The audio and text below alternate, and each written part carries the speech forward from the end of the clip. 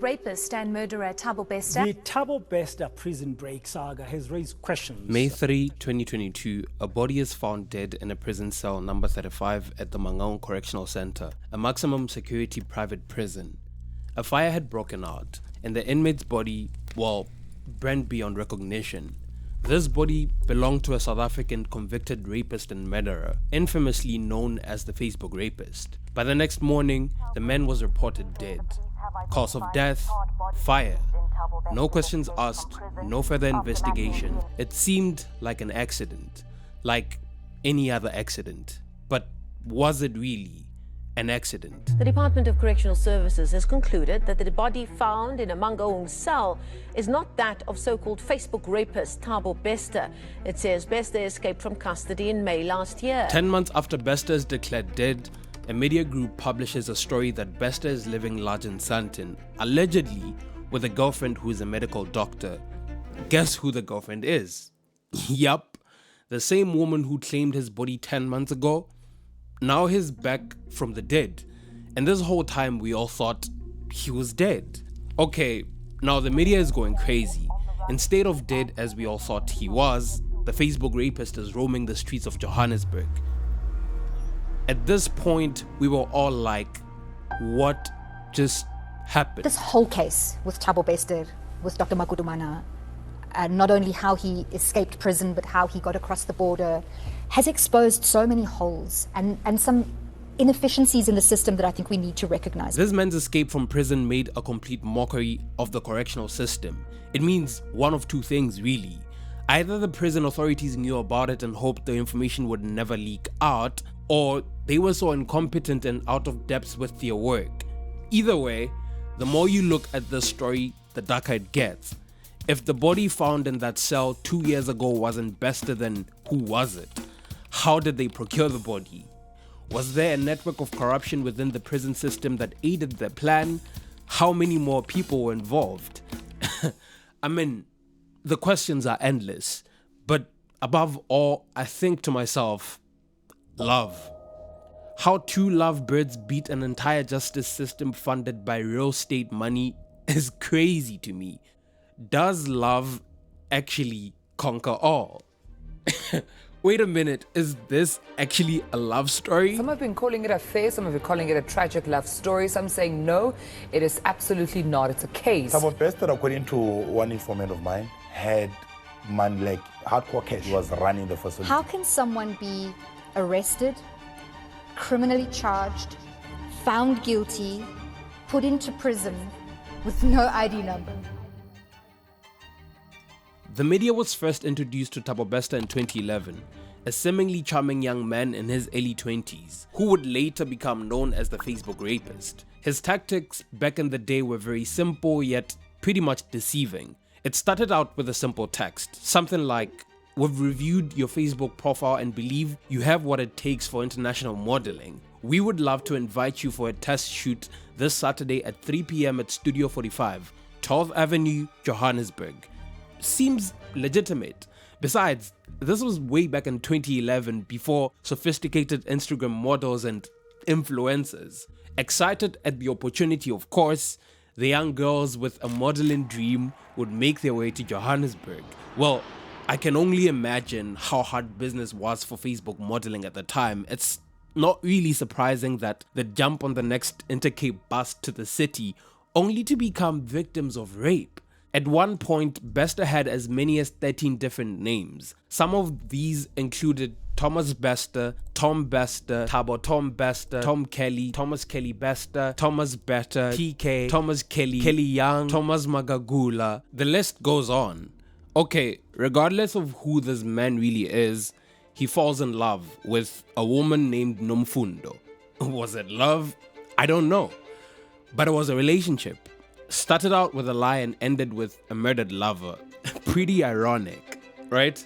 Anyway, the little that we know about what happened between them comes from a court testimony, and even then, it is mostly based on Bester's account, parts of which may have been fabricated. I mean, you can't really question a dead body, can you?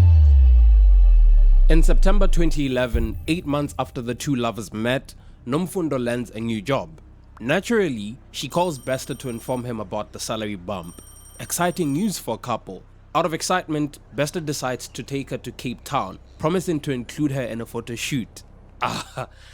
Photo shoot again, lack of creativity. Of course he'd lie about a photo shoot. At this point, this whole photo shoot thing literally sounds like a murder ritual. I literally can't stop thinking about Dexter, like bodies neatly laid down and photographed before the deed. But before we spill the beans, September 19, the couple flies to Cape Town. And where they staying? The one and only. What?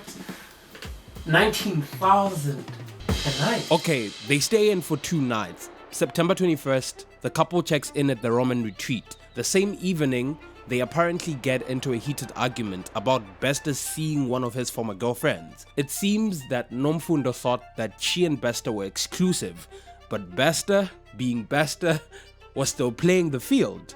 Whatever the case, this little argument escalates into a tussle, and at the end of it all, the lady is face down with a knife in her chest and blood seeping into the bedding. The question I can't really answer is whether Bester had the intent to kill Nomfundo or not.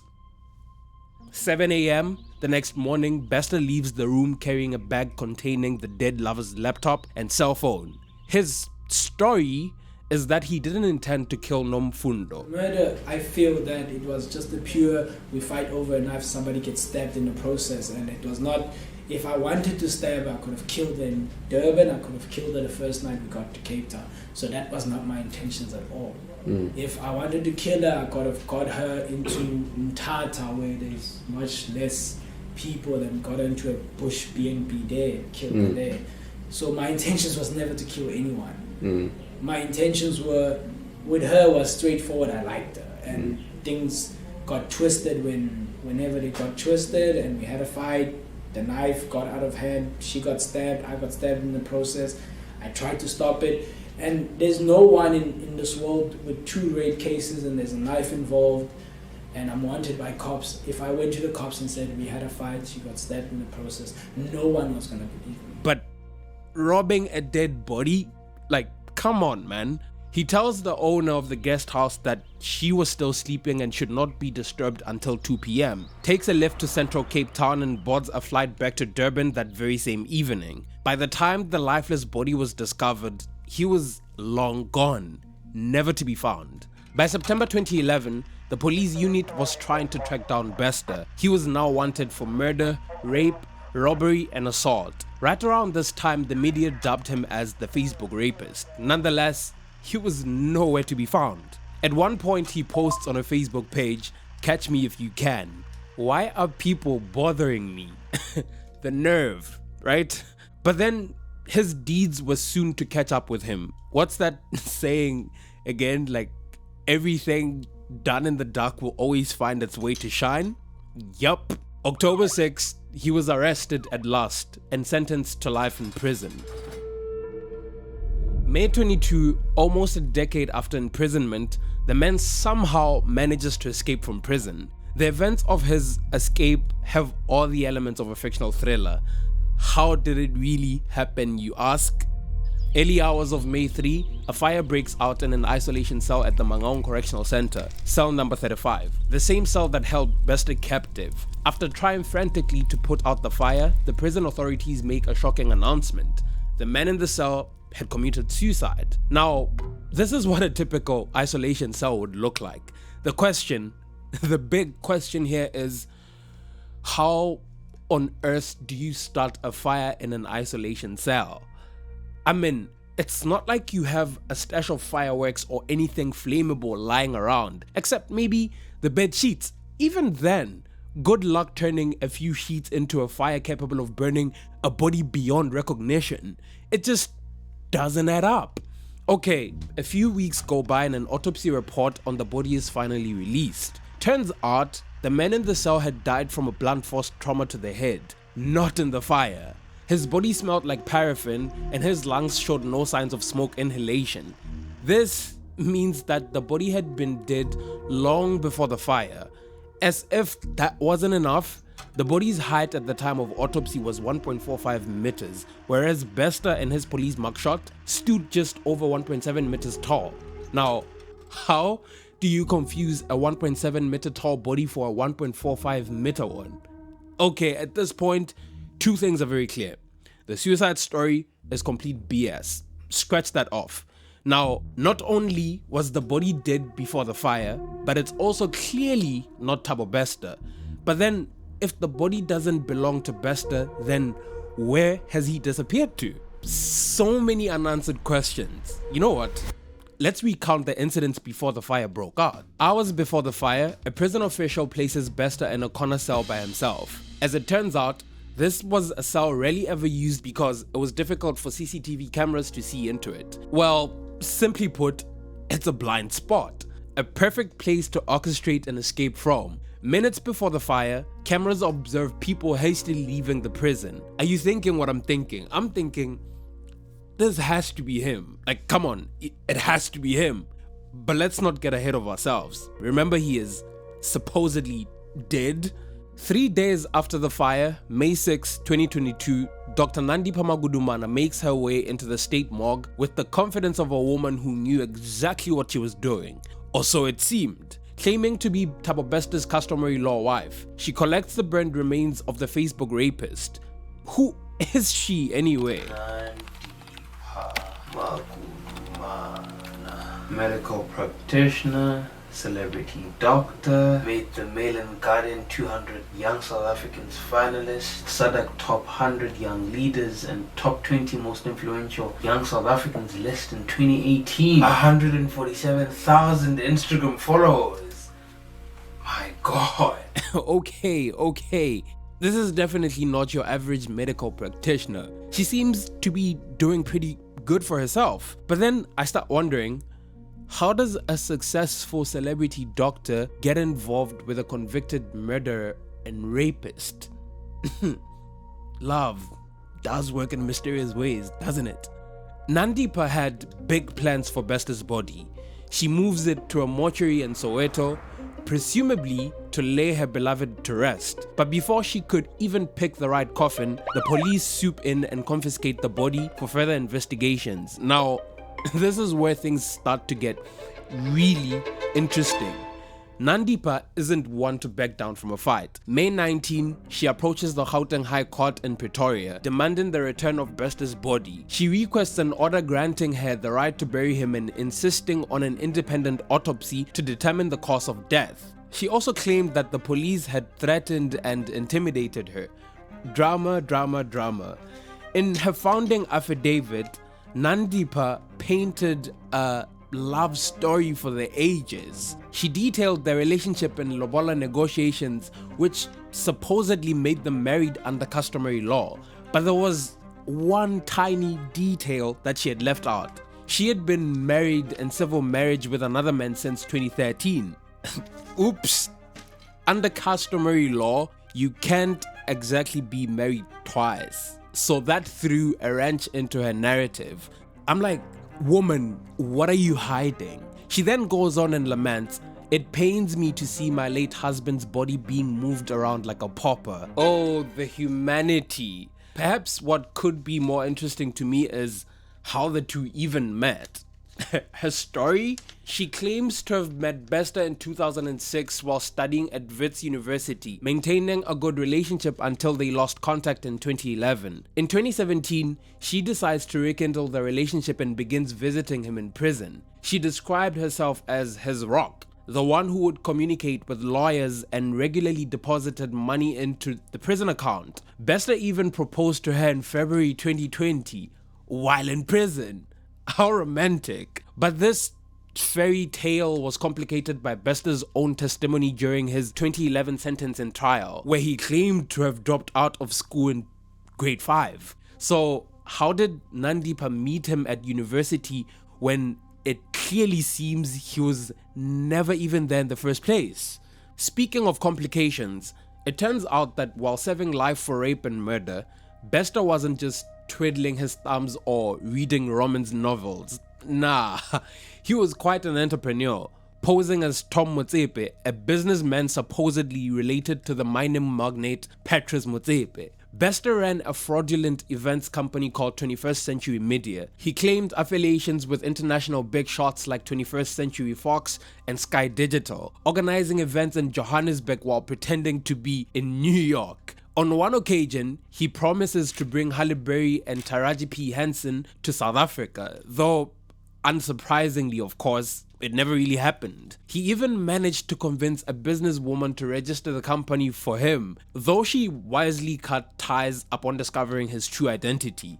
It's almost impressive how he managed to run such a scam from behind bars. But more than Bester's cunning character, it's more of a reflection of how uncompetitive the justice system actually is. Like, seriously, you have a man who was arrested for murder and fraudulent activities, but still manages to run these scams behind bars anyway. I'm like, what's the point then? Why put him in prison in the first place? Right? We're becoming a country with a criminal justice system that isn't working to protect its citizens. 10 months after convicted killer and serial rapist Thabo Bester escaped from the Mangaung Correctional Center, the Correctional Services Department suddenly wakes up from its slumber and decides to tackle this embarrassment that took place under their watch. The director of the Mangaung Correctional Center is suspended and a temporary manager is appointed to take control of the facility from G4S.